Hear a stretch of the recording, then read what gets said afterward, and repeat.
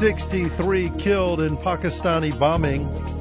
President Karzai to ban Afghan forces from requesting airstrikes.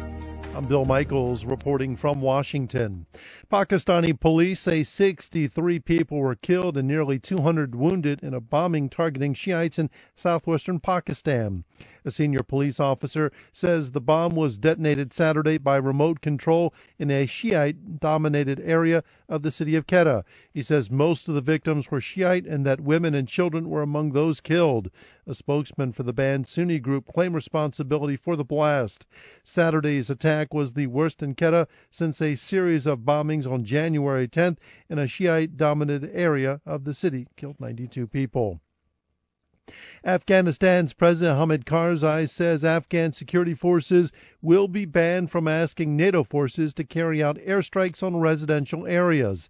In an address to officers at a military academy in Kabul, Mr. Karzai said he will issue a decree today stating that under no circumstances can Afghan forces request airstrikes on homes or villages.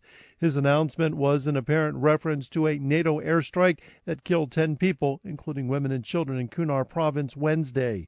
Afghan forces requested the airstrike during a joint Afghan-U.S. operation targeting Taliban fighters in the region. Iran's supreme leader says his country is not seeking nuclear weapons, but if it wanted to, no country could stop it from doing so. Ayatollah Ali Khamenei, who has the final say in all state matters in Iran, says Saturday that Iran supports the elimination of nuclear weapons. Russian officials say a 10-ton meteor has fallen near the country's Ural Mountains, setting off blasts with the force of at least 20 nuclear bombs. The explosions left more than 1,100 people injured. Jessica Guller has the details from Moscow. Witnesses describe objects that look like burning rocks racing across the sky for hundreds of kilometers, leaving a long white vapor trail in their wake. The sonic boom and shock that followed early Friday shattered windows and set off car alarms. Russia's emergencies ministry says the meteor exploded over the sparsely populated region east of the Ural Mountains. Hundreds of people ended up in the hospital for minor injuries due to flying debris. Vladimir Basmanikov is a surgeon. He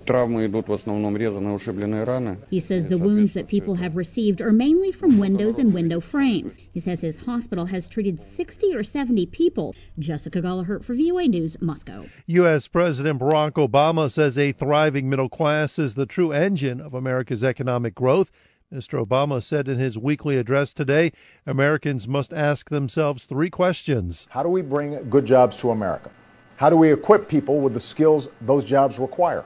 And how do we make sure your hard work leads to a decent living?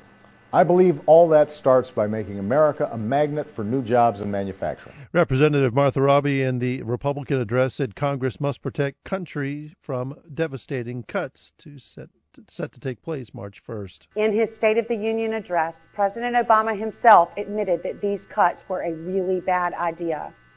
What the president failed to mention was that the sequester was his idea, proposed by his administration during the debt limit negotiations in 2011. Roby said that the president and Senate Democrats want to use the so-called sequester to raise taxes. Finance leaders from the world's top 20 industrial and developing countries have pledged not to target their exchange rates for competitive purposes. International Monetary Fund Managing Director Christine Lagarde echoed on Saturday the joint communique made by G20 members meeting in Moscow to refrain from competitive devaluation and keep markets open. Japan already faces charges of lowering the value of the yen in order to gain an edge over other countries. There is a clear understanding on the part of both the U.S. authorities and the Japanese authorities that the fiscal agenda is critical, is clearly the medium-term goal that has to be identified, that has to be supported broadly in those countries enough in order to eliminate as much as possible the uncertainty. For more on the G20 meeting, visit voanews.com. Reporting from Washington, I'm Bill Michaels, VOA News.